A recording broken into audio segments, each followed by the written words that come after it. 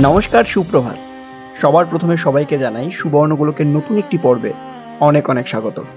এই মুহূর্তে আপনারা আমাকে যেখানে দেখছেন সেখানে আসতে আমার ১৯ বছর সময় লেগে গেল।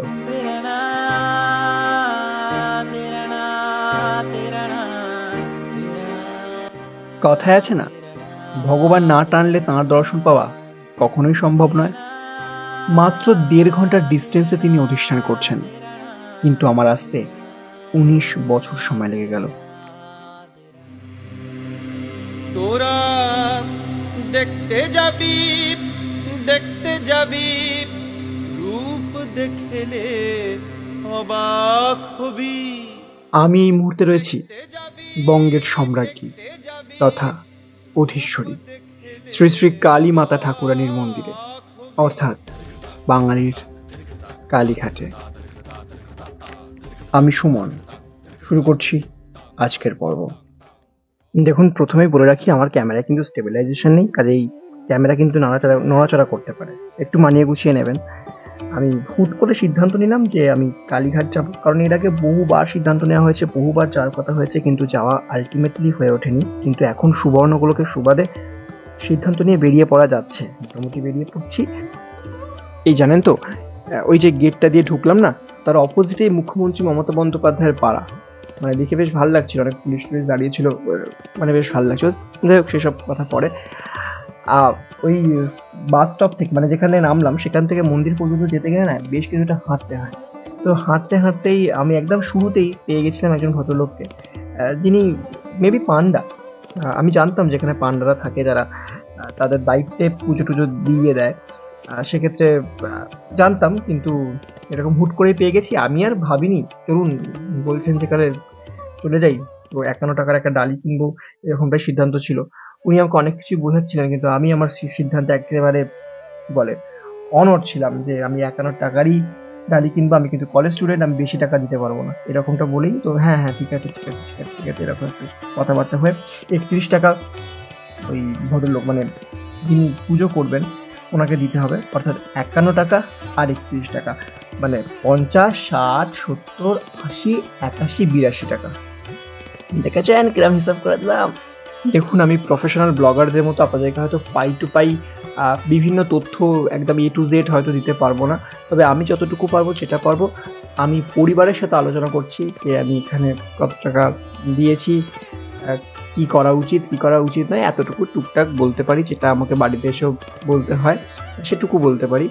আমি প্রথমে গিয়েই ওই যে আনন্দময়ী কি লেখাটা ছিল, যাই হোক আমি দেখতে পেলাম না, আমি সেখানে পা হাতটা ধুয়ে নিলাম, পা হাতটা ধুতে বললো, তারপর ব্যাগপত্রকে রেখে দিলাম, ব্যাগপত্রকে রেখে দেওয়ার পরে ৫১ টাকার যে ডালিটা হয় সেটা কিনলাম, এবং ওই ভদ্রলোক আমাকে এই দাদুর কাছে দিয়ে দিলেন। তিনি আমাকে পুজো দেওয়াতে নিয়ে যাবেন এবং তিনি পুষ্পাঞ্জলি দেওয়াবে আমাকে দিয়ে, এবং আরও একটা সামনে থেকে সুন্দর করে দর্শন করাবে। আর সকালবেলা ভীষণ ফাঁকা থাকে, মানে আমি পুজো দিয়ে মারাত্মক লেভেলে স্যাটিসফাইড। মানে কতদিন ভেবে গিয়েছিলাম যে আমি এই বলবো সেই বলবো, কিন্তু একেবারে টোটালি ব্ল্যাঙ্ক। খুব সুন্দরভাবে পুজো দিয়েছি, খুব সুন্দরভাবে কাটিয়েছি ১ ঘন্টা। জানেন তো, যখন আমি গেলাম, আমি মানে ছবি, মানে মা কালীর ছবি তো ক্যালেন্ডারে দেখেছি, ফোনে দেখেছি, তারপরে টিভিতে দেখেছি যে একটা সাইজ আছে। আমি ভাবলাম যে বিশাল বড় টড়ো হবে, যেটা হয়ে থাকে, যেটা একটা আমরা ইমাজিনেশনে একটা নিয়ে যাই না সব কিছুকেই, সব জায়গাকেই।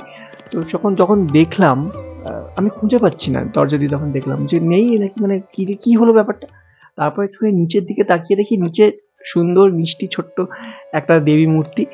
তখন মানে আমি অবাক হয়ে গেলাম যে এত ছোট, মানে সুন্দর একটা বিগ্রহ।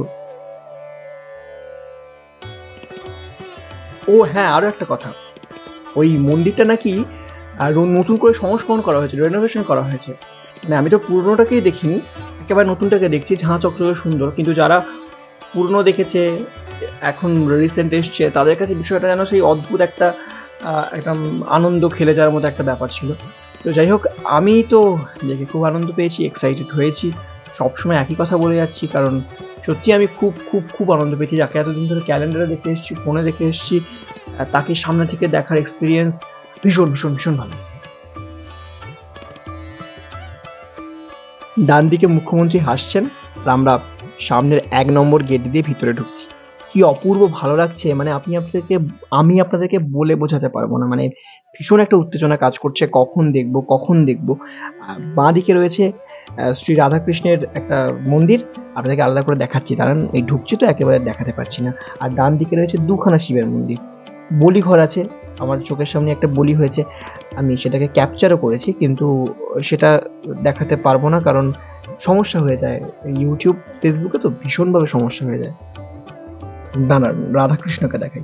দিদি একটু সাইড দিন, এই সরুন একটু ক্যামেরা করছি, সরুন। কি অপূর্ব, মানে আমি তো ভালো করে ক্যাপচারই করতে পারিনি, অপূর্ব সুন্দর, মানে মারাত্মক লেভেলের সুন্দর। দিস ইজ শিব মন্দির, দেখে নিন। ক্যামেরা ওইদিকে, ক্যামেরা ওইদিকে। ঘোর। হ্যাঁ, আরে আমার ফোন তো আমার কথা শুনে। আচ্ছা, এবার একটু জুম। ওই দেখুন বলিঘর, ওখানেও কিন্তু পুজো দেওয়া যাচ্ছে, পুজো দিলে আবার টাকা। আমার অত টাকা নেই, আমি যদি টাকা বাঁচাতে পারি তাহলে আপনাদেরকে নিয়ে আবার অন্য কোথাও একটা ঘুরতে যেতে পারবো, তাই তো সেই জন্য আমি কোনো রিস্ক নিই না। ওরে বাবা, ওই দেখুন, দেখতে পাচ্ছেন অস্ত্রটা? না, অস্ত্রটা বাবা দেখাবো না, কমিউনিটি গাইডলাইন করেছে। দুর্দান্ত একটা সকাল কাটাচ্ছি, বুঝলেন তো। এখন ঘড়ির কাটা হচ্ছে 8টা, আর সূর্য এখনও তার বিশাল প্রভাবটা ফেলতে পারেনি। আমার পুজো দেওয়া কমপ্লিট হয়ে গেছে, অসম্ভব সুন্দরভাবে পুজো দিয়েছি, খুব ভালো করে দর্শন করেছি। এখন আমি দাঁড়িয়ে রয়েছি হচ্ছে কুণ্ড পুকুরে, যে কুণ্ড পুকুরে দেবীর মানে সতীর 4টে আঙুল পড়েছে। আমরা অনেকেই জানি, মানে আমরা সকলেই জানি যে দেবী সতী তিনি পিতৃগৃহে গিয়ে স্বামী নিন্দা সহ্য করতে না পেরে দেহত্যাগ করেন, এবং মহাদেব সেই দেহটিকে নিয়ে তাণ্ডব নৃত্য করতে থাকেন। তাণ্ডব একেবারে যা ধ্বংস করে দিচ্ছিল সব কিছু।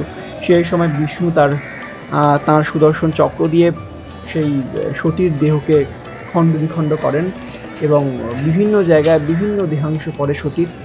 আর এই কলকাতার এই জায়গায়, এই কুণ্ড পুকুরে পরে হচ্ছে দেবীর ডান পায়ের 4টে আঙুল। এই মূর্তি সাধারণ প্যাটার্ন অনুসরণ করে ডিজাইন করা হয়নি। পরশপাথরের বিদ্যমান মূর্তিটি 2 সাধু, আত্মারাম গিরি এবং ব্রহ্মানন্দ গিরি দ্বারা তৈরি করা হয়েছিল। দেবতার 3টি বিশাল চোখ, 4টি সোনার হাত এবং সবচেয়ে গুরুত্বপূর্ণ একটি দীর্ঘ সোনার জিহ্বা রয়েছে। এটি শ্রাবণ ও রায়চৌধুরী পরিবারের কুলদেবী মাতা ভুবনেশ্বরীর মূর্তির উপর ভিত্তি করে তৈরি বলে জানা যায়। এটি 51 শক্তিপীঠগুলির মধ্যে একটি।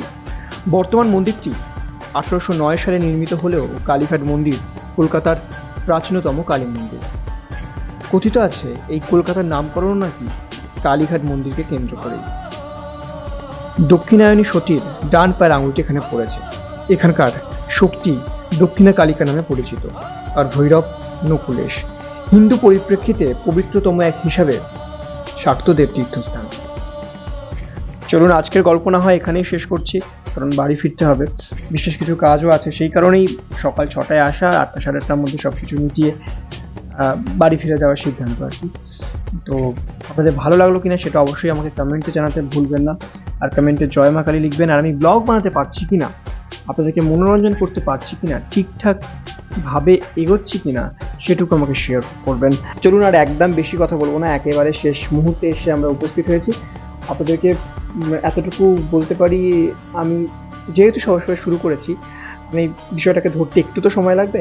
আপনারা প্লিজ আমাকে ধরবেন, আমার চ্যানেলটাকে ধরবেন, পাশে থাকবেন, কারণ আপনাদের পাশে থাকাটা কিন্তু ভীষণভাবে গুরুত্বপূর্ণ। আমি ভবিষ্যতে আরো বেটার করার চেষ্টা করব, আরো বেটার ডেফিনেটলি করব। আপনাদের শুধু পাশে থাকতে হবে। তো চলুন, টাটা, দেখা হচ্ছে নতুন একটা ব্লগে।